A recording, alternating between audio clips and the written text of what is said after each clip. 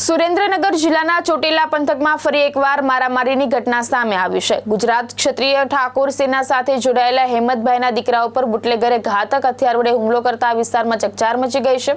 નજીવી બાબતે થયેલી બોલાચાલી બાદ આરોપીઓને તલવારથી હુમલો કર્યો હોવાનું સામે આવ્યું છે। ઈજાગ્રસ્ત યુવકને વધુ સારવાર માટે રાજકોટ હોસ્પિટલમાં ખસેડવામાં આવ્યો છે। ઘટનાને પગલે પરિવારજનો અને આગેવાનો પોલીસ સ્ટેશને તેમજ પ્રાંત કચેરી ખાતે પહોંચ્યા હતા। ચોટીલાના મફતિયાપરા વિસ્તારમાં બુટલેગરો બેફામ બન્યા હોવાનો વધુ એક બનાવ સામે આવ્યો છે। માહિતી મુજબ ગુજરાત ક્ષત્રિય ઠાકોર સેના સાથે જોડાયેલા હેમતભાઈના દીકરા અજયભાઈ સુરેલા ઉપર બુટલેગર દ્વારા તલવારથી હુમલો કરવામાં આવ્યો હતો। નજીવી બાબતે થયેલી બોલાચાલી બાદ આરોપી બિપિન ચૌહાણ ઉશ્કેરાઈ ગયો હતો અને તેણે અજયભાઈ ઉપર ઘાતક હથિયાર વડે હુમલો કર્યો હતો। હુમલા દરમિયાન તલવારનો ઘા હાથના ભાગે વાગતા અજયભાઈ ગંભીર રીતે ઇજાગ્રસ્ત બન્યા હતા। ઘટનાની જાણ થતાં સ્થાનિક લોકો અને પરિવારજનોએ તેમને તાત્કાલિક સારવાર માટે હોસ્પિટલ ખસેડ્યા હતા, જ્યાંથી વધુ સારવાર માટે રાજકોટ હોસ્પિટલ ખાતે રિફર કરવામાં આવ્યા હોવાનું જાણવા મળી રહ્યું છે। ઘટનાને લઈને ઠાકોર સમાજમાં રોષનો માહોલ જોવા મળ્યો હતો। પરિવારજનો અને આગેવાનો પ્રાંત કચેરી તેમજ પોલીસ સ્ટેશન ખાતે પહોંચી આરોપી સામે કડક કાર્યવાહી કરવાની માંગ કરી હતી।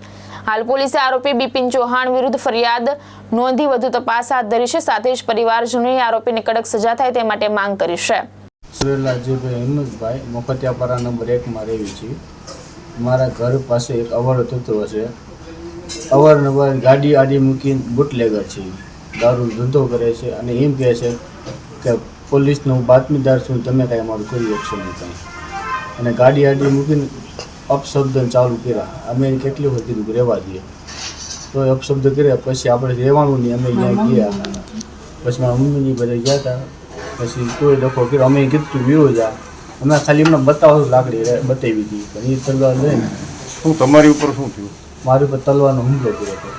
ક્યાં હુમલો કર્યો? આ જમણા હાથ ઉપર અંગૂઠો। તો શું ઈજા થઈ છે? અંગૂઠાની કપાઈ ગયું છે। શું એનું નામ હતું? શું તમે?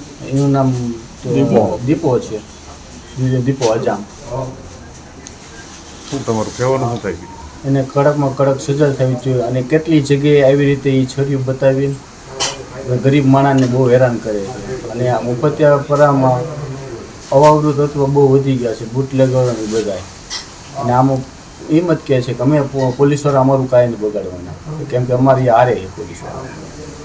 અગાઉના ગુનામાં સંડોવાયેલો હોય વ્યક્તિ? હા, એ કેટલાય ગુનામાં સંડોવાયેલો છે। ગરીબ માણસ આગળ ન જઈએ કે બિચારા દબાઈને કાંઈ નથી કરતા।